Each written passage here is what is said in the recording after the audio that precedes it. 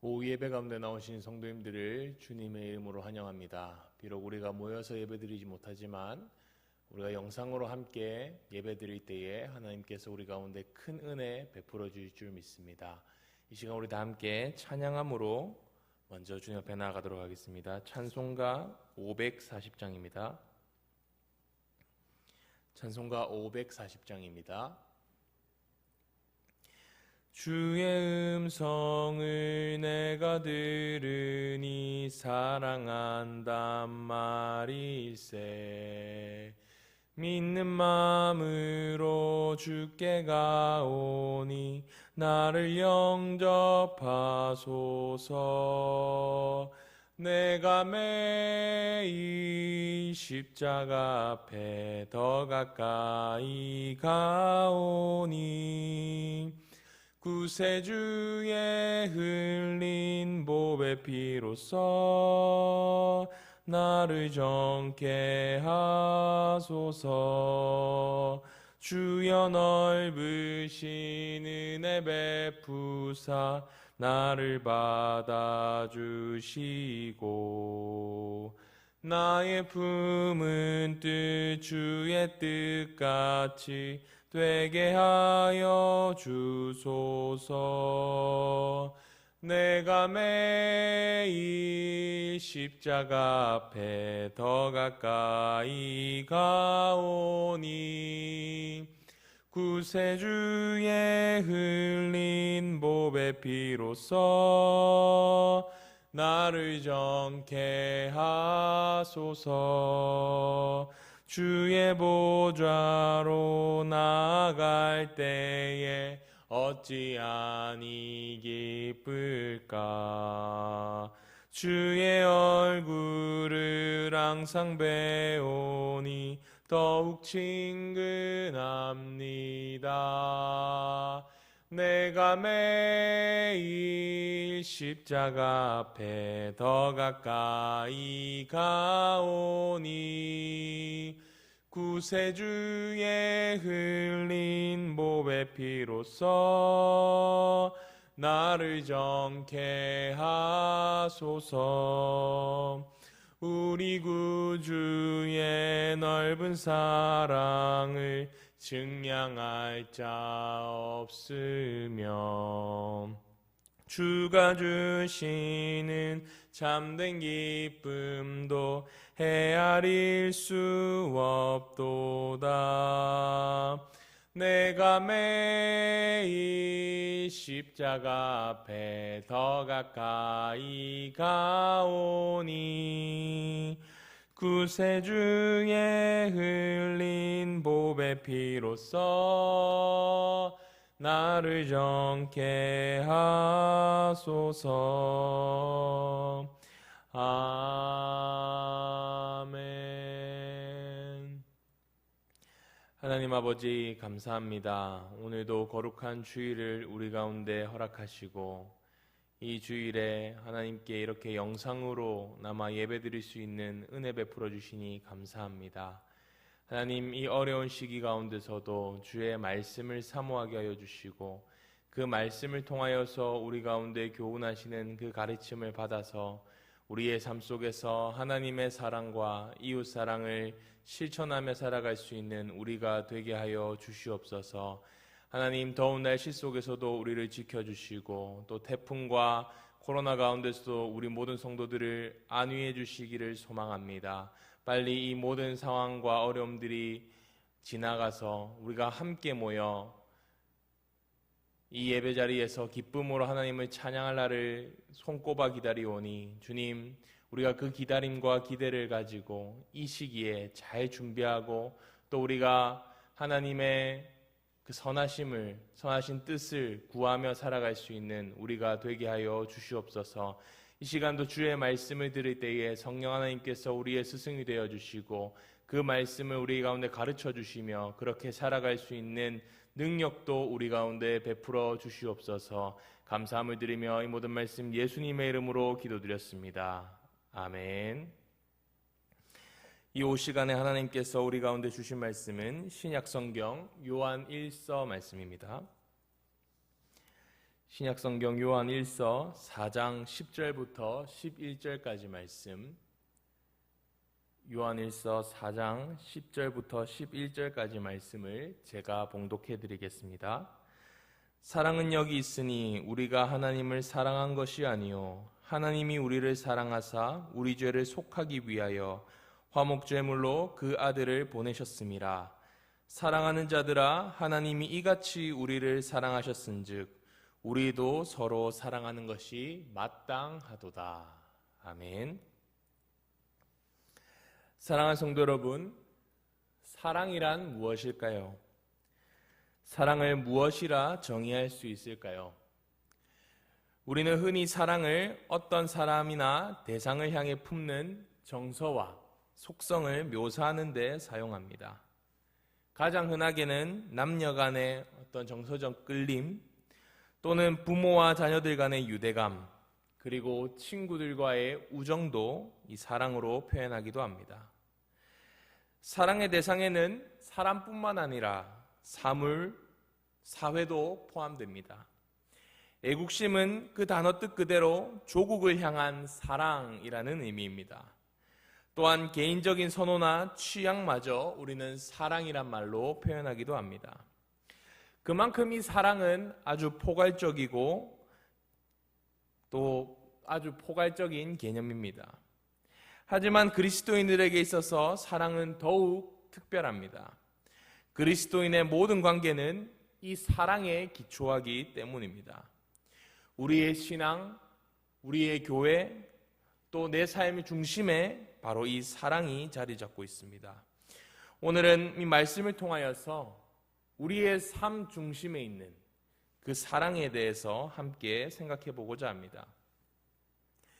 열매 맺다라는 책을 쓴 필립 케네스는 그 책에서 이 시대의 문화를 자기 이익을 부추기는 문화다라고 정의했습니다. 시대 정신이 삶의 모든 측면을 자신의 이익, 자기 중심적으로만 생각하도록 한다는 말입니다. 나에게 이익이 된다고 하면은 어떠한 일도 서슴지 않고, 반대로 나에게 어떠한 일이 손해가 된다고 하면은 어떻게 해서든 그것을 막아서고 그만두는 것이죠. 말로만 들으면 아주 이기적인 사람의 표본 같지만 사람마다 정도만 다를 뿐 누구도 여기에 자유롭다고 말할 수는 없습니다. 안타까운 것은 이러한 자기 이익을 챙기는 문화는 사람 간의 관계에도 영향을 미치고 있다는 것입니다. 모든 사람, 또 모든 관계를 소위 모든 것에 값을 매기는 거래관계로, 또 내가 준 만큼 돌려받기를 원하는 그런 기브 앤 테이크의 관계로 변질시켰다는 겁니다. 남들이 나에게 주는 딱 그만큼만 내가 관심을 갖거나 도움이 되지 않는 사람들에 대해서는 전혀 관심을 갖지 않기도 합니다. 즉 어떤 관계가 나의 기대와 필요를 채워주는 한 그 관계를 지속해 나가지만 그러한 필요가 더 이상 채워지지 않는다고 판단하면은 언제든지 과감하게 그 관계를 정리할 수 있다는 생각, 그것이 바로 이 시대의 정신입니다. 그렇기에 우리의 관계도, 우리의 사랑도 거래 관계가 되어버렸습니다. 그렇다면 이런 문화, 이런 계산적인 사회에서 우리 그리스도인들은 어떻게 관계를 맺고 어떤 방식으로 사랑을 해야 할까요? 그 방법 중 하나를 제가 알려드린다면 그것은 다른 사람에게 아무도 기대하지 않는 것입니다. 관계가 깊어지면 깊어질수록 상대방을 향한 자신의 기대는 점점 높아지기 마련입니다. 특히 부부 사이 혹은 연인 관계에서는 더욱 그렇습니다. 상대방에게로부터 무엇인가 받고 싶고 이전에는 이만큼을 줬다면 이후에는 이것보다 좀 더 큰 그 무언가를 기대하는 그런 기대가 우리 가운데 있다는 것입니다. 물론 기대 자체가 나쁜 것만은 아니죠. 좋은 관계를 이어지게 나가는 그런 것 중에 하나입니다. 당연히 상대방에게 기대하는 마음이 생기는 건 아주 자연스러운 일인 겁니다. 하지만 이러한 기대가 커지면 커질수록 이 관계가 기브 앤 테이크로 발전될 위험이 있다는 것이죠. 나는 전에 이만큼 해줬는데 너는 왜 이거밖에 안 해줘? 이런 식의 그런 서운함 때문에 관계가 깨어지기 마련입니다. 기대가 크면 실망도 크다는 말도 있듯이 그 기대감이 충족되지 않을 때 그 사람에 대한 실망감도 따라오기 마련입니다. 그런 실망과 좌절이 반복되면 될수록 그 사랑이 식어가기 마련이죠. 그런가 하면 여러분, 가장 숭고한 사랑이라고 불리는 부모와 자식 간의, 아니 자식을 향한 부모의 사랑은 어떠합니까? 부모님의 사랑은 영원하고 끝이 없습니다. 그 이유가 뭘까요? 부모는 자식에게 아무것도 기대하지 않기 때문입니다. 그 자녀의 존재만으로도 행복해하고 기뻐하는 것이 바로 부모의 마음이죠. 그렇기 때문에 부모님은 자신의 전부를 내어주고도 자식에게 어떠한 대가도 기대하지 않을 수 있는 것입니다. 사랑이란 상대방에게 아무것도 기대하지 않는 것입니다. 다른 사람에게 내 전부를 내주고도 하나를 기대하지 않는 것, 그것이 참 사랑의 모습입니다. 이것은 비단 저의 견해만 아닌데요, 여러분께 시 한 편을 소개해 드리려고 합니다. 고정희 시인의 사랑법 첫째라는 시입니다. 좀 오래된 시이지만 오늘 설교의 내용과 연관이 있어서 제가 말씀을 드리겠습니다. 제가 읽어드리겠습니다. 그대 향한 내 기대 높으면 높을수록 그 기대보다 더 큰 돌덩이 매달아 놓습니다. 부질없는 내 기대의 높이가 그대보다 높아서는 아니 되겠기에 내 기대 높이가 자라는 쪽으로 커다란 돌덩이 매달아 놓습니다.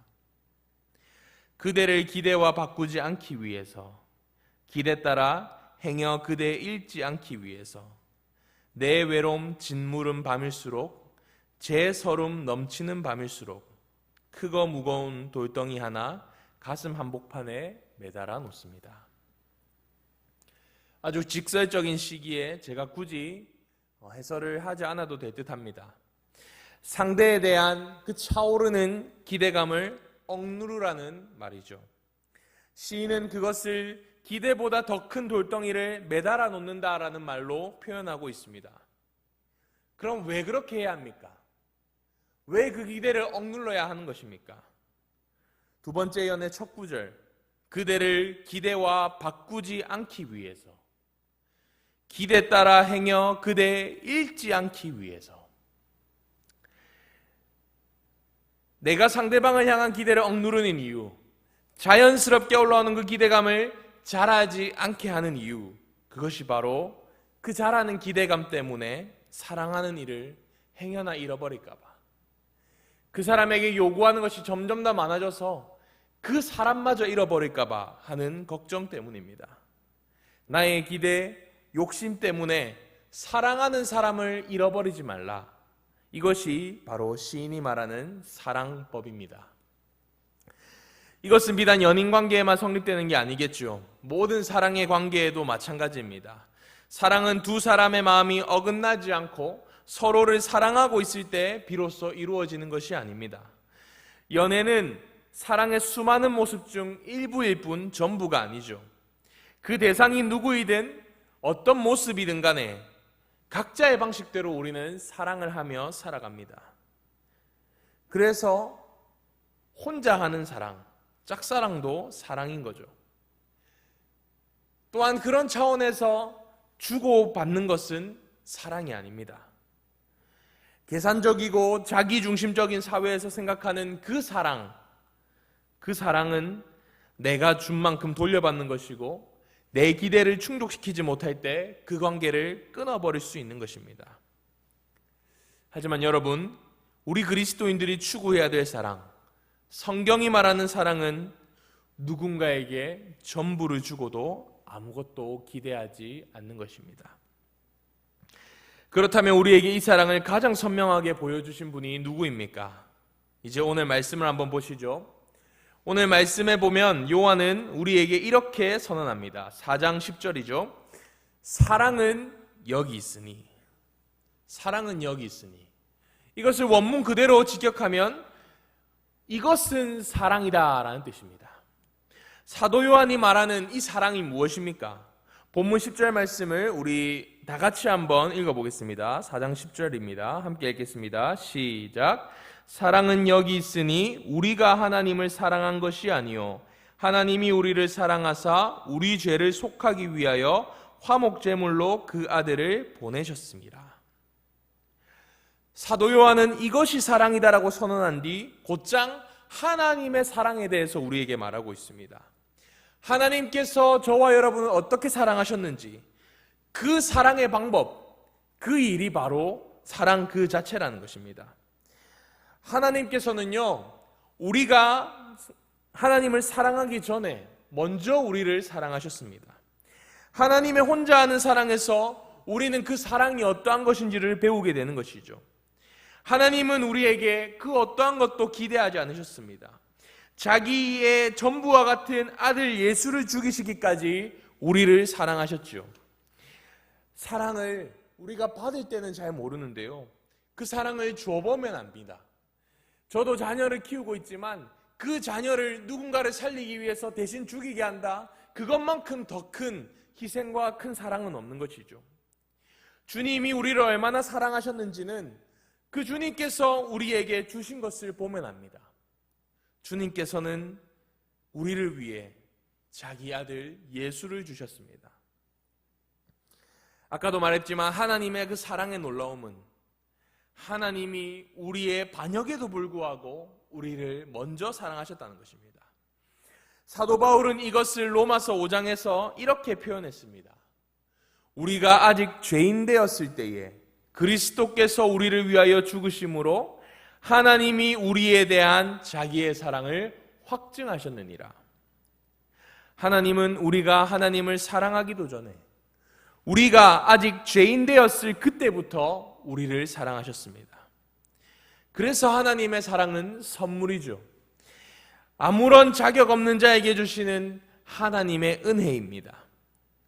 더 놀라운 것은요, 하나님께서는 그러한 사랑을 주시고도 그 아들 예수를 우리에게 주시고도 어떠한 보답을 기대하지 않으신다는 겁니다. 하나님께서 우리에게 그 사랑에 걸맞는 대가를 기대하셨다고 한다면 우리는 어떠한 대가를 치러야 했겠습니까? 예수님의 생명에 걸맞는, 어쩌면 죽음이라는 대가를 치러야겠지요. 하지만 하나님은 그것을 원하지 않으셨던 겁니다.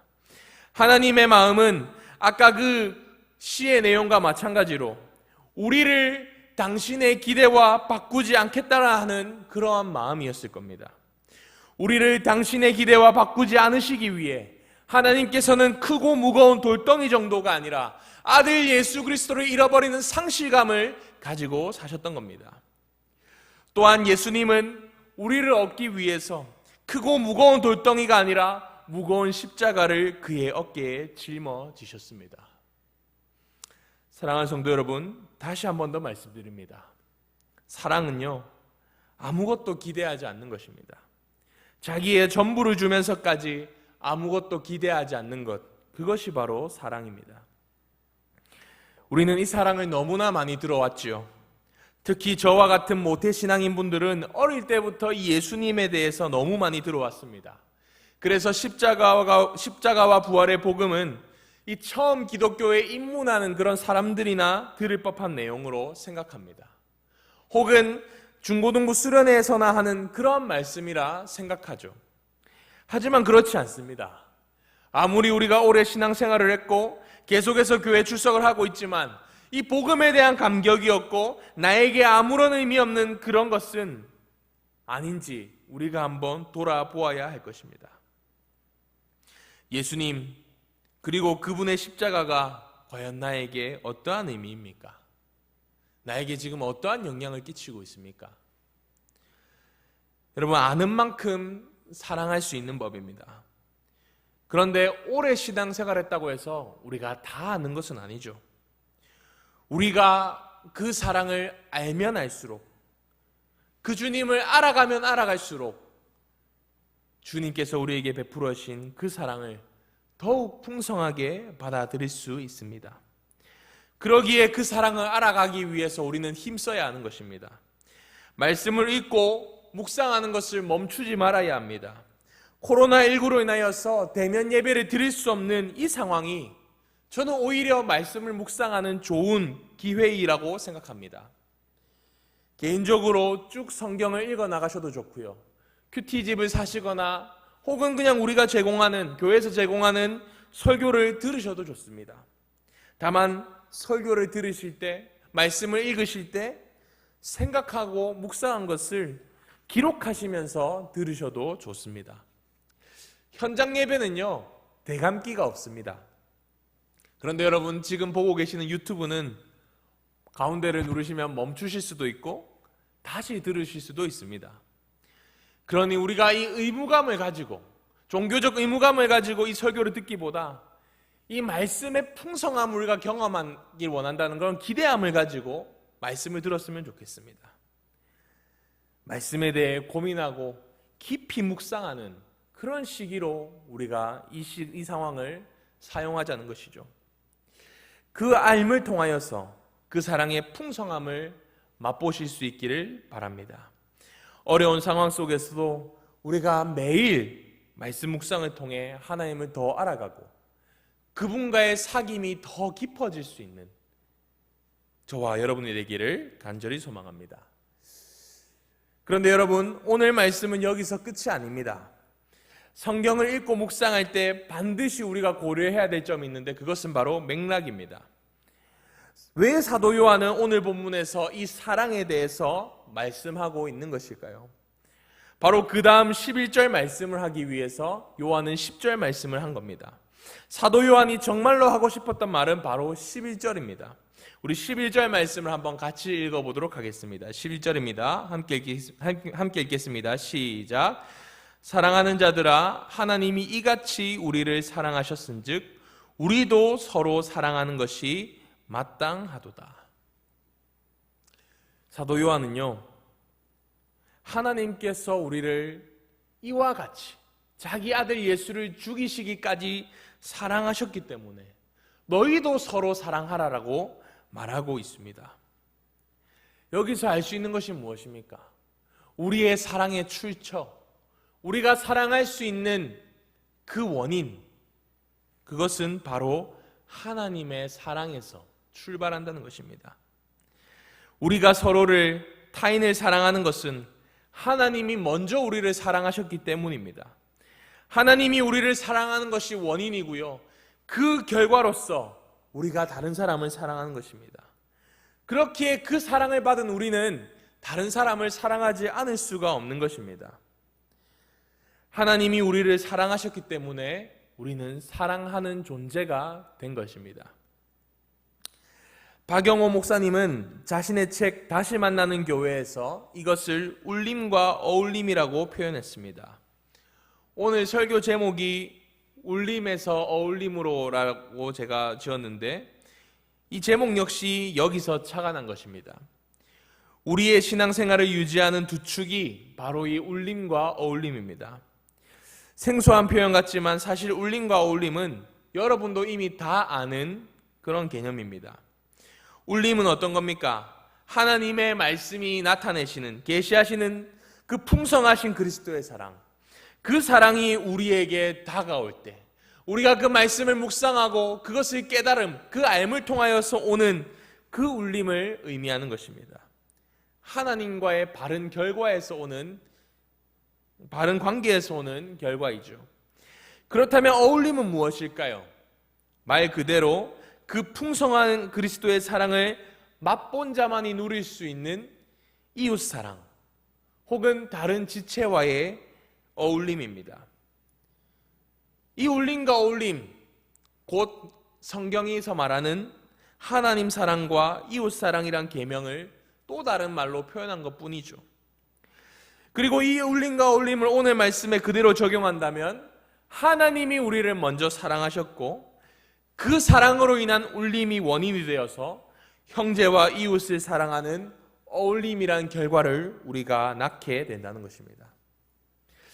이러한 측면에서 여러분, 하나님의 사랑은 타인지향적인 성격을 띠고 있습니다. 나 자신이 아닌 다른 사람을 향하는 사랑입니다. 우리가 하나님의 사랑을 본받도록 부름받은 것은 곧 나 자신으로부터 눈을 들어서 네가 아닌 다른 사람을 바라보라라고 부름받은 것입니다. 다른 사람의 행복과 안녕에 관심을 기울이라는 뜻이죠. 사랑하는 성도 여러분, 사랑을 받아본 자만이 바르게 사랑할 수 있는 법입니다. 이미 저와 여러분은 하나님의 사랑을 받은 자들이란 사실을 잊지 마십시오. 그렇기 때문에 우리는 다른 사람을 사랑할 수 있는 능력이 있고 다른 사람을 사랑해야만 하는 존재입니다. 로마 교회를 향한 사도 바울의 고백처럼 성령으로 말미암아 하나님의 사랑이 우리 마음에 이미 부어졌음을 기억하십시오. 그렇기에 이제 그 사랑을 나 자신을 사랑하는 것을 넘어서 가족과 형제, 우리 교회와 우리 이웃들을 향해 흘려보내야만 합니다. 하지만 이러한 일은 절대 하루아침에 짠하고 마법처럼 되는 일은 아닙니다. 이 일을 이루기 위해서는 모두의 노력과 수고, 희생이 반드시 따라야만 합니다. 사랑이란 열매를 거두기 위해선 반드시 우리의 수고가 필요합니다. 그렇기 때문에 하나님처럼 우리가 다른 사람을 사랑할 수 있는 그 능력은 우리에게 선물인 동시에 우리의 과제이기도 합니다.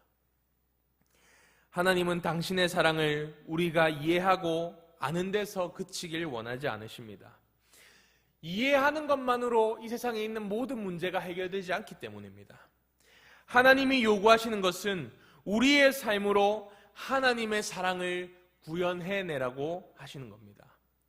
지금 이 시대, 여러분이 처한 그 상황 속에서, 그 자리에서 말입니다. 우리가 하나님의 사랑을 구현하는 그 모습이야말로 우리가 말하는 우리의 믿음을 더 확실하게 보여줄 수 있는 표지입니다. 말이 아닌 우리의 사랑, 그것이 바로 우리의 삶을 통해서 드러내는 그 사랑, 그것이야말로 우리의 믿음을 증명한다는 것입니다. 여러분, 교회가 큰 어려움을 겪고 있습니다. 왜 지금 세상에 많은 사람들이 이 교회를 향해 비난을 하고 있는 걸까요? 교회에서 사랑을 보여주지 못하기 때문입니다. 적어도 불신자들에게 있어서도 말입니다. 그들의 눈에 비춰지는 교회는 어떠합니까? 이웃의 행복과 안녕에는 전혀 관심 없고 그저 예배 드리지 못해 안달난 사람처럼 보이기 때문입니다. 특히 최근 코로나19 재확산의 원인으로 지목된 그 한 교회, 그 교회 이름에도 공교롭게도 사랑이 들어갑니다. 하지만 그들이 보인 모습에는 사랑이 없습니다. 그 교회 교인만 이웃일까요? 형제 자매만 이웃입니까? 정치적으로 결을 같이 하는 사람이 이웃입니까? 우리는 누가복음 15장의 사마리아인 비유에서 주님께서 자기 기준에 맞는 이들만 사랑하는 것을 경계하라고 말씀하신 것을 기억합니다. 내가 정해놓은 기준과 경계선을 뛰어넘어, 아니 그것들과 무관하게 동일한 잣대로 사랑하라고 주님께서는 말씀하셨습니다. 이 세상 가운데 살아가는, 특히 큰 어려움 가운데 처한 사람들이 내 이웃이고 그들을 사랑하라고 주님은 말씀하십니다. 사랑하는 성도 여러분, 우리 안에 이러한 사랑의 모습이 회복되길 소망합니다. 지난번에도 말씀을 드렸지만 우리가 이 코로나19 상황 속에서 얼마든지 주일에 모여 예배 드릴 수 있습니다. 하지만 그 자유를 우리 교회 스스로가 제안한 것은요, 바로 이웃 사랑을 실천하기 위함입니다.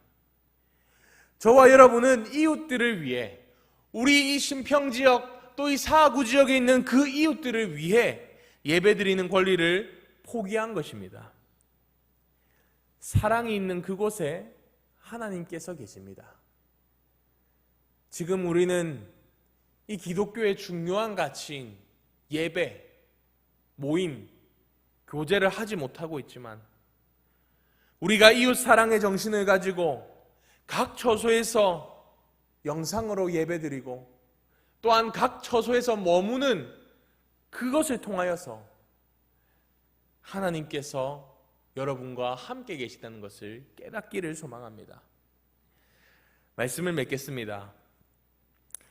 하나님 사랑에서 우리는 하나님의 사랑 받는 것에서 우리는 더 나아가야 합니다. 하나님이 우리에게 오셔서 그 울림을 주시는 것은 그것을 반드시 어울림으로 구현해내라고 하신 것입니다. 코로나19는요, 500년 전 루터가 말한 것처럼 그리스도인에게 주어진 참된 믿음과 이웃사랑의 시험 무대라고 생각합니다. 500년 전 루터 시대에도 그 흑사병, 전염병이 돌았을 때 루터는 자기 동료를 향하여서 이 전염병이 우리 그리스도인에게 주어진 참된 믿음과 이웃사랑의 시험 무대라고 말했습니다. 이 코로나19가 저와 여러분에게 하나님께서 베푸신 그 사랑, 그 울림을 변화시킬 수 있는, 어울림으로 변화시킬 수 있는 기회가 되길 소망합니다. 저는 이 어려움을 피하지 않기로 결단했습니다.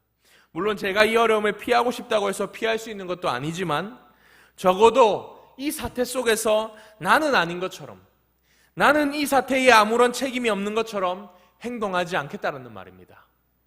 무거운 책임감을 가지고 제게 주어진 삶의 그 한가운데서 하나님의 사랑으로 버티어 보려고 합니다. 저에게 맡겨주신 그 일에 꿋꿋이 최선을 다해 해나가려고 합니다. 사랑하는 성도 여러분, 사람들과의 관계, 세상의 비난, 삶의 많은 문제와 장애물 가운데 계속해서 머물러 있으십시오. 그리고 그 가운데서 하나님의 사랑으로 버텨내십시오. 또 우리에게 하나님께서 지혜를 주시기를 간구하십시다. 우리가 그 가운데서, 그 머문 가운데서 무엇이 사랑으로 행하는 길인지, 내가 할 수 있는 것이 무엇인지 성령께서 깨닫게 해달라고 기도하십시다. 제가 구체적인 사랑의 방식은 말씀드리지 않으려고 합니다. 각자 삶의 자리에서, 각자 우리의 모습 속에서 어떻게 하는 것이 어울림을 구현해내는 길인지, 하나님의 사랑을 실천하는 길인지 성령님께서 주시는 지혜와 그러한 깨달음을 통하여서 하나님의 사랑을 흘려보낼 수 있는 저와 여러분이 되기를 간절히 소망합니다. 우리 시간 주님께서 가르쳐주신 기도로 모든 예배 순서를 마치겠습니다. 하늘에 계신 우리 아버지여, 이름이 거룩히 여김을 받으시오며 나라가 임하시오며 뜻이 하늘에서 이루어진 것 같이 땅에서도 이루어지이다. 오늘 우리에게 일용할 양식을 주시옵고 우리가 우리에게 죄 지은 자를 사하여 준 것 같이 우리 죄를 사하여 주시옵고 우리를 시험에 들게 하지 마시옵고 다만 악에서 구하시옵소서. 나라와 권세와 영광이 아버지께 영원히 있사옵나이다. 아멘.